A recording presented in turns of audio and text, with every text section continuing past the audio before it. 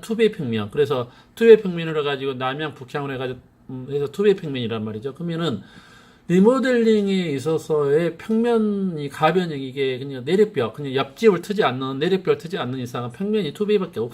투베이에서 앞으로 발코니 쪽으로 빼는 수밖에 없거든요. 발코니 쪽으로 빼가지고 늘리거나 아니면 수직 증축으로 해가지고 3개층까지 해서 수직 증축을 한다거나 이런 형태인데 수직 증축도 마찬가지예요. 그냥 그냥 기본 조합원들이 그 수직 증축되는 부분으로 들어가는 것도 아니고 결론은 기존 아파트로 이제 들어가는 건데 투베이에서는 호응이 없어요. 그냥 어떤 그런 부분 때문에 리모델링이 성공하기가 쉽지는 않습니다. 이걸 갖다가 자꾸 이제 전면 재건축으로 하다 보니까 집값이 또 상승되고 하니까 정부에서는 또 리모델링을 가지고 어떤 방향을 잡아주려고 하는데 실제로 소비자 입장에서는 그게 잡히지가 않는 것 같아요. 실제 우리 가격을 쭉 봐보면 리모델링 말 나온 지가 굉장히 오래됐는데도 그게 현실화 리모델링 해가지고 뭐 어떤 어느 지역이 막 이렇게 허지가 않지 않습니까? 그래서 일단은 쌓았고 전면 재건축을 해가지고 해야 평면 해가지고 뭐냐면은 이게 리모델링이 안 되는 이유가 뭐냐면은 분당도 마찬가지면 어느 지역도 마찬가지입니다. 그러니까 리모델링 수직 증축을 한다 해서 18층이거든요. 그러니까 뭐냐면 어떤 공간 적용 공간이 안 나온다는 거 적용 공간이 이해되시죠? 그러면 똑같은 면적에서 10동을 15층을 10동을 짓나 똑같은 면적에서 5동을 30층을 짓나 똑같아요. 용적률은 똑같이 허가를 받는단 말이죠. 그러면 옆집은 이렇게 여기는 리모델링이고 여기는 전면 재건축 한다 합시다. 예를 들어서 A 단지하고 B 단지하고 했는데 A 단지는 증축을 했어요. 증축을 리모델링 해가지고 그러면 그 평면도 똑같고 동도 거의 똑같지 않습니까? 그렇잖아요. 그런 상태로 여기는 10동이 갑자기 없어지고 5동 아니면 3동 해가지고 30층, 40층으로 쭉 올라갔단 말이에요. 그러면 집값이 어떻게 되겠냐고. 결론은 오른쪽은 그러니까 수직으로 한 3, 40층이 올라간 그거 밑에는 여유공원 소방차만 딱 들어갈 수 있고 나머지 주차 싹 집어넣어버리고 적용 공간이 굉장히 넓어져. 공원 안에 있는 아파트처럼. 그러니까 보통 이제 서울숲 가보시면은 거기에 트리마제라든지 갤러리아 폴이라든지 이제 이런 보시면은 이제 그런 형태가 나오는 겁니다. 그러면은 그런 집값들이 올라가지 옆집에 비해서 아무리 그 투베이에다 여기 같은 경우는 아주 전망도 좋죠. 그다음 포베이도 나오고 요새 포베이 하지 않습니까? 포베이에다가 전망권도 좋죠. 높이 올라가니까 전망권도 좋죠. 그러기 때문에 차이가 확 난단 말이에요. 그러면 이게 이제 국가 사업이 아니지 않습니까? 국가에서 이걸 전면적으로 철거해가지고 하는 게 아니기 때문에 결국 소비자는 어떤 걸 선택합니까? 리모델링보다는 전면 재건축을 선택한다니까요. 근데 정부는 뭐예요? 정부는 또 자꾸 이제 이런 뭐 성남시에서 이제 이런 식으로 전면 재건축 부정책 물론 이게 내용은 지금 들어가 보진 않았지만은 이제 이런 형태로 한번 들어가 볼게요 제가. 그러면은 이제 뭐 이렇게 쭉 나오잖아요. 이렇게 해서 뭐 나오면 한번 보시죠. 사업체 정부나 성남시에서 수도권 집중력 걸림돌 되고 하니까 도시 기본계획에서 뭐 이렇게 해가지고 일기신호 개발을 하긴 하는데 전면층은 불가능하다 뭐 이런 식으로 쭉쭉 나오고 리모델 근데 이렇게 돼 있는데 이런 내용들이 쭉 나오잖아요. 그래서 이게 또 논란이 된다는 거죠. 그러면은 정부에서도 이걸 갖다가 리모델링 활성화 정책을 한다 이제 하게 되면은 또 실패하는 겁니다. 이게 안 된다니까. 이게 조합 설립도 안 되고요. 나중에 관리처분에 사업시행인가 해가지고 이게 안 됩니다. 결론은 안 되는 거예요. 그래서 이런 부분들이 시장에다가 그러니까 오직 있으면 오히려 부동산 정책을 할 때 좀 제발 좀 시장 현장이 있거나 부동산 시장의 어떤 흐름을 좀 읽어내고 소비자가 뭘 원하는지를 좀 파악을 한 다음에 좀 해야 될 것 같아요. 무턱대고 그냥 학자들 몇 명 앉혀놓고 학자들이 이론에는 강하지만은요 실무에는 굉장히 약할 수밖에 없어요.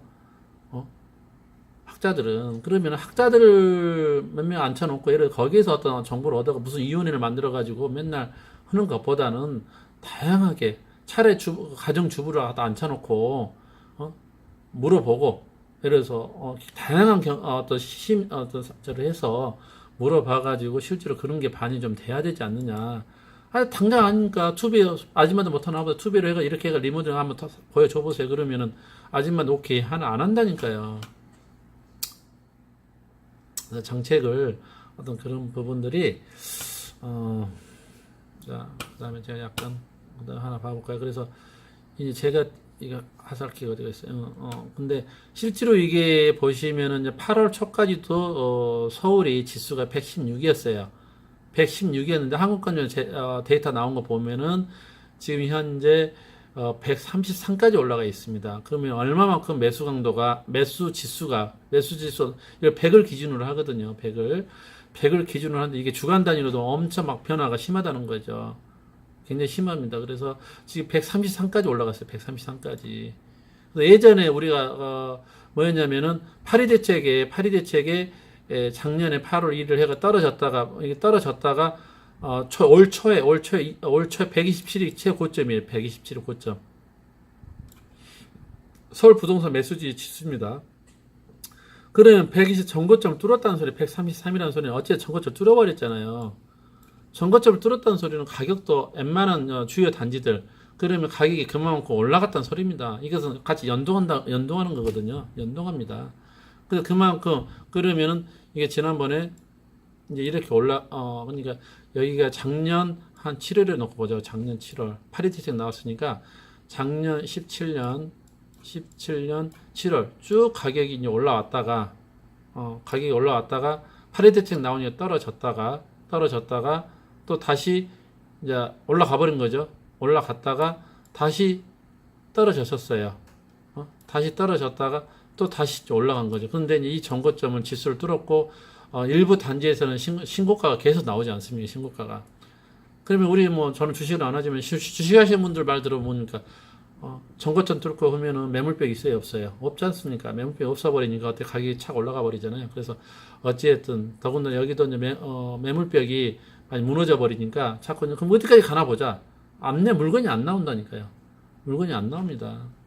그래서 이게 조금 아시는 분들은 여러분 언제까지 한번 가보냐고 쭉 갈 때까지 가보자 이래서 이런 개념이 가고 오히려 이제 꺾이면은 이제 그때 물건이 나오는 거지. 이때 물건이 나오는 거예요. 이때 올라가는 장에서는 물건이 안 던집니다. 어느 누구든 물건을 던지질 않아요. 내려가는 장에서 물건을 던져요. 왜 그는 심리적으로 그렇습니다. 올라가는 장에 안 내놓냐면 물건을 더 올라갈 것 같거든요. 더 올라갈 것 같은데요. 실제로 이번에도 목동 같은 경우도 마찬가지. 옆집 5억에 팔았어. 5억에. 5억에 팔았는데 좀 있으니까 5.5억에 팔아요. 그럼 이 사람 그 다음 매물 어떻게 해? 6억이에요, 6억. 그 다음 사람 어떻게 해? 7억이고. 이런 식이거든요. 그러면 여기서 이 사이클을 가는데 이게 많은 거래가 이루어져서 가는 게 아니라는 거죠. 25,000세대 불과 100세대도 안 된단 말이죠. 거래되는 이 가격이 5억에서 7억까지 가는 순간이 25,000개가 다 거래돼가지고 가는 게 아니라는 거죠. 그러면 이 가격이 내 가격이에요. 이게 내 가격이 되는 거예요. 그래서 올라가는 장에는 물건이 많이 안 나오고요. 실제로 아주 급하지 안 나옵니다. 그럼 이제 내려가는 장에서 물건이 나오냐. 내려가는 장에서는 왜? 딱 고점 찍었어요. 고점 찍었는데 이제 내려간단 말이죠. 그러면 예를 들어서 7억에서 반대로 6.5로 가고, 그래서 6억을 가고, 이렇게 쭉 내려간다. 그러면은 내려가는 장에서 물건이 나오죠. 왜? 더 떨어질 것 같거든. 그냥 후다닥 빨리 팔아줘. 이제 이런 형태가 되겠죠. 그래서 내려가는 장에서는 이제 물건이 나오죠. 그러면은 이제 수요는 반대지. 올라가는 장에서는 또 수요는 붙는 거예요. 수요는. 왜? 더 올라갈 것 같으니까. 남보다 더 올라가기 전에 빨리 잡아야지, 빨리. 빨리 잡아야 되지. 올라가자. 그래서 이 지수가 갑자기 그렇게 올라가는 거예요. 남보다 빨리 잡아야 되니까. 근데 내려가는 장에는 어떻게 수요는 더 떨어질 것 같으니까 불안하니까 느긋해져 버리는 거 수요자들이. 그러면 더 떨어질 것 같거든. 좀만 더 있으면 더 떨어질 것 같아. 좀만 더 있으면 더 떨어질 것 같아요. 그래서 이제 이런 지수들이 이렇게 되는 거예요. 이제 127에서 쭉 떨어지는 거예요. 78까지. 그 다음에 또 올라갈 때는, 근데 보십시오. 이게 예전에 제가 한번 말씀드렸을 거예요. 그러니까 올라간 장은 이 그래프가 급하다니까요. 항상 올라가는 장은 급하게 올라갑니다. 이 기울기가 급해져요. 그래서 시간을 안 줍니다. 그냥 일반인들이 하면 올라가 버려요. 기회를 안 줍니다. 기회를. 그래서 올라갈 때는 빨리 판단하셔야 돼요. 빨리 판단해가지고 물건 집으로 보러 가겠다. 몇 월 며칠 언제 내가 그거를 못 잡아요. 그렇게 못 잡습니다. 그냥 미리서 숙제를 해놔야 돼. 공부를 해놔야 돼. 어느 지역을 내가 딱 봐놓고 있다가 이게 올라갈 것 같다. 그러면 무조건 치고 들어가야 됩니다. 그래서 집을 볼 것도 말 것도 없죠. 계좌번호 달라 해가지고 가격부터 먼저 쏘고 그다음 몇 월 며칠 2, 3일 있다가 만나서 계약합시다. 이렇게 가야 물건은 신속하게 빨리 잡아진다니까요. 그냥 다 그렇게들 움직이는 사람이 태반인데 그냥 뭐 언제 몇 월 며칠 아저씨 뭐 전화 와가지고 뭐 이렇게 하는데 뭐 다 이번 주 주말에 올게 뭐 어디 갔다 뭐 이래 가지고는 안 된다. 근데 이게 지수를 잘 봐보시면은 올라가는 장 이게 불과 7월 1일부터 8월 13일까지예요. 7월 12일부터 그냥 불과 한 달, 7월 1일부터 8월 13일 한 달 조금 더 되죠. 그러면 7월 2일부터 8월 13일까지 뭡니까? 가장 휴가철이었죠. 그러니까 이 상황이 원래는 이런 상황이 안 나오는 거거든. 휴가철에 그래서 근데 남들이 놀러 다니고 해외여행 가고 막 이렇게 하고 할 때 이 가격은 이렇게 많이 지수는 이렇게 많이 올라 버렸다는 거죠. 그래서 남들 같이 움직일 때 움직이면 절대 안 되고 남들 안 움직일 때 어찌됐든 방심한 거죠. 방심한 사이에 이게 급격하게 이게 올라가 버리는 거죠. 이게 이제 어떻게 보면은 스모킹건이 됐던 게 아마도 박원순 시장의 그때 통합개발론 이것도 있었고 그 다음에 두 번째가 서울이니까 아무래도 서울시장의 어떤 정책의 어떤 발표가 굉장히 크거든요. 근데 부산시장 이야기 때문에 안 먹히겠지만 서울시가 그래 천만을 움직이는 장으로서의 어떤 그런 재료가 나왔을 때는 그걸 타고 들어가 버린다는 거죠. 가수 여자들 금방 들어가거든요. 그래서 아마 그게 가장 첫 번째 요인하고 두 번째 요인이 있었지 않느냐. 그 다음에 발표했던 강북 개발론 어떤 그런 부분들이 있었기 때문에 78에서 133까지 급격하게 상승하면은 이것은 일반인들 못 들어옵니다. 일반인들 이렇게 막 급격히 올라가 버리면 하는 사이에 올라가 버렸기 때문에 잡을 수가 없어요. 잡을 수가. 그래서 내려가는 것은 왜 그냥 빼는 것은 힘들다니까. 빼는 것은 그러니까 손해 보고 팔아라 하면 심리도 마찬가지. 손해 보고 이게 127에서 78까지 빼는 것은 어쨌든 하향이거든. 하방 같은 경우는 내가 어쨌든 손해보고 판다는 개념이 있을 수가 있어요. 그냥 이미 여기에서 가격이 기준점이 되기 때문에 여기로 내려가면 내려갈수록 하방이라고 생각하면은 이 가격이 금방 쉽게 내려가지는 않습니다. 그래서 이게 완만해. 원래 완만하거나 옆으로 누워버리거나 제가 예전에 항상 방송에서 주장했던 게 그거지 않습니까? 이런 그래프 계단식 상승인데 어떻게 되냐면 급격히 오르고 옆으로 가고 급격히 오르고 옆으로 가고 급격히 오르고 옆으로 가고 이런 계단식. 그러면은 한 번 올 때 1, 2년 사이에 오르고 옆으로 가는 10년, 1, 2년 사이에 오르고 옆으로 10년. 아마 이 그래프를 제가 예전에 보여드린 있었을 거예요. 그래서 1, 2년 오르고 옆으로 10년. 이런 상황이 기본 모델이었는데 요새는 이것도 안 통해요. 이것도 안 통합니다. 이것도 안 통하고 그냥 오르는 계속 쭉 오르고 이게 옆으로 또 가는 것도 아니고 이걸 갖다 옆으로 10년 가는 것도 아니고 잠깐 갔다가 또 이렇게 오르고 또 잠깐 갔다가 이제 이렇게 오르고 이제 이게 뭐 신종 그래프인가는 모르겠는데 아무튼 이런 식이 돼가지고 계속 우상향으로 지금 올라가는 거죠. 이런 형태. 물론 다는 아니지만 일부 선도하는 선도 부동산들은 이제 이런 형태로 가버린다는 거죠. 그래서 잠깐은 약간의 눌림목은 있어도 결국에는 계속 우상향으로 쭉 간다는 거죠. 우상향으로 쭉 가는데 이것도 뭐 다 간다는 뜻은 아니고 아주 좋은 물건들 가고 그 다음에 이제 이것도 이제 그래프가 이제 급격히 가는 강남이나 이런 거 하고 완만히 같은 이렇게 시기에 놓고 봐서 똑같은 시기에 이렇게 간 놈, 뭐 이런 식으로 간 놈, 여러 가지 이렇게 간 놈, 여러 가지가 있겠지만은 일단은 계속 우상향은 여전히 우상향은 유효하다는 거죠.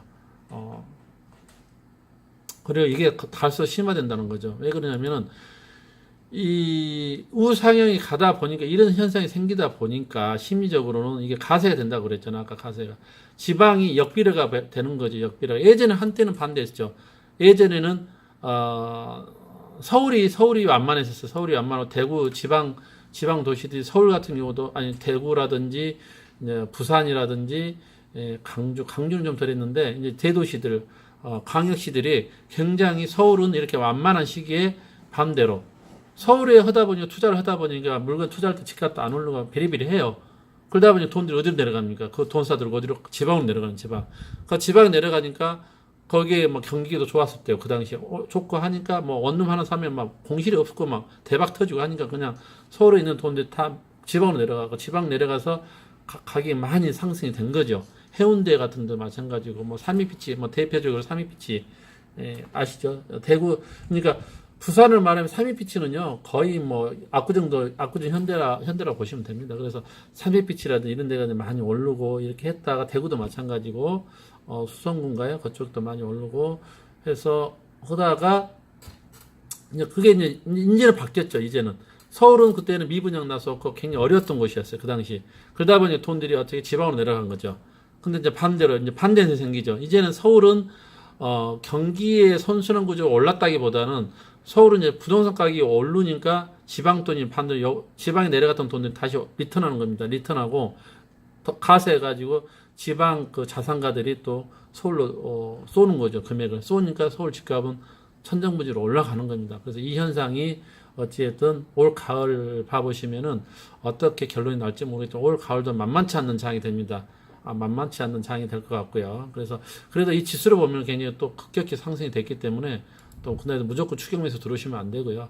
매수할 만한 것만 하셔야지 무조건 추격 매수 들어오면 안 돼요. 이미 올라간 것은 누차 말씀드리자면 따라 추격 매수 들어가지 마시고 아직 안 오른 것들 서울을 중심으로 해서 아직은 서울은 벗어나지 마시고 서울에서 안 오는 것들 중심으로 해서 그래도 많이 있으면 중대군데 엊그제 제가 어느 한 지역을 말씀드리는데 어느 한 지역에 48평 아파트인데 25년 된 아파트예요. 25년 됐으니까 거의 분당하고 거의 맞먹죠. 그래서 분당 48평 얼마인지 알아보시면은 뭐 10억대 훨씬 넘습니다. 아마 13, 4 아마 되기도 하고 더 될 거예요. 목동 같은 경우는 훨씬 더 되죠. 한 20억 가까이 될 거야 아마 이렇게 되는데 근데 목동 근데 어느 지역을 제가 이제 딱 지역을 말하기는 좀 그렇고 어느 지역을 했는데 8억에 사들였어요. 8억에 48평 아파트를 25년 된 아파트 한강변이에요. 한강변. 그래서 아크로 리버처럼 될 만한 곳입니다. 그런 곳에 48평 대지 지분이 야랍 20평 가까이 되더라고요. 20평. 그러니까 용적률 좀 아쉬움이 있어요. 용적률 좀 아쉬운데 어쨌든 대지 지분 20평 가까이 되는 아파트를 8억에 사드렸고요. 전세 5억 끼고 그럼 현금 3억 들어간 거죠. 그래서 그런 형태 투자를 해드렸는데 이런 물건들도 나중에 당장은 재건축은 안 되겠지만 언젠가는 그게 재건축이 된다 하는 봤을 때 가성비 그러니까 가격 대비 전세는 꾸준하게 9호선 바로 앞이에요. 9호선 앞에 그것도 급행역 앞이에요. 급행역 앞이고 한강 붙어 있고 그래서 북쪽에 한강이 붙어 있기 때문에 진북 방향에 도로나 강이 있으면 설계가 잘 나옵니다. 모양 딱 떨어 정확하게 정사각형 그리고 9호선 바로 앞에 급행역이고 그리고 8억이다. 그러면 제가 무조건 들어가라는 거죠. 무조건 들어가도 됩니다. 예전에 어찌됐든 근데 뭐 그걸 갖다가 뭐 저기 그 재건축을 보고 들어가는 거죠. 당장 그냥 아까 제가 사진에 말한 세 번째 조건에 맞는 재건축에 그걸 보고 들어가라고 한 거죠. 일단 가성비 좋고요. 일단 3억이고 투자금은 3억이고 전세는 빵빵히 잘 나가는 곳이고요. 그래서 안에 인테리어만 좀 하면은 전세는 꾸준히 잘 나가니까 9호선 바로 지하철 바로 앞이라니까요. 바로 앞이고 하니까 얼마든지 5억에 전세 나갈 수 있는 곳이고 그렇습니다. 그리고 산업단지 옆이고 그러니까 산업단지 옆이니까 얼마든지 또 수요가 있겠죠. 그래서 그런 부분들 그 대형 호재도 또 옆에 바로 옆 단지가 또 대형 호재로 플렉스 저기 개발할 만한 17만 평, 그 몇만 평이죠? 거기 몇만 평, 아무튼 또 몇만 평 개발될 만한 땅이 또 바로 붙어 있고 하다 보니까 충분히 이제 그러니까 어떤 이미 올라버린 데를 추격 매수하지 마시고 조금은 한 템포 낮춰가지고 원칙대로 도시계획의 원칙대로 투자를 하시면은 지금도 투자할 때가 많이 있으니까요. 그렇게 보시면 됩니다. 그래서 그런 쪽으로 서울 아직은 서울입니다. 아직은 서울이네. 그러니까 뭐 그렇다 해서 뭐 미리서 해가지고 뭐 수도권 아주 뭐 저쪽 청라 뭐 송도라든지 청라라든지 그다음에 뭐 꼭 그 뭐 지금 이야기해서 어떤 지역을 이야기해서 그렇지만은 일단은 서울 안쪽에다가 투자하시는 게 그게 맞는 것 같고요. 수도권은 이제 다음에 좀 있다가 그러면 어쨌든 청라라든지 뭐 그다음에 송도라든지 이런 데도 어쨌든 다 오릅니다. 거기에 뭐 지금 약간 소외됐다 해서 안 오르냐 그건 아니에요. 거기도 다 오르는 곳이니까 근데 좀 순차적으로는 늦다는 거죠. 이제 이렇게 늦다는 개념뿐이지 어차피 물가가 오르고 내 월급이 오르기 때문에 어차피 오를 수밖에 없는 구조예요. 절대. 그러니까 뭐 기존에 계신 분들도 너무 실망하지 마시고 언젠가는 오르니까요. 지금 당장 안 올라서 그렇지 어쨌든 시간이 가면 또 오르게 돼 있습니다. 그러니까 너무 실망하지 마시고 또 1시간이 또 다 됐습니다. 그래서 저 아직까지는 밖에 창문을 보니까 잠잠하네요. 제가 오늘 걱정을 많이 했는데 방송 못 할까봐 태풍 때문에. 근데 또 나름 1시간 방송할 때까지 아직까지는 집에 갈 수 있을 것 같습니다. 아무튼 여러분도 태풍 좀 조심하시고 다음 주 목요일 날 9시에 또 찾아뵙겠습니다. 감사합니다.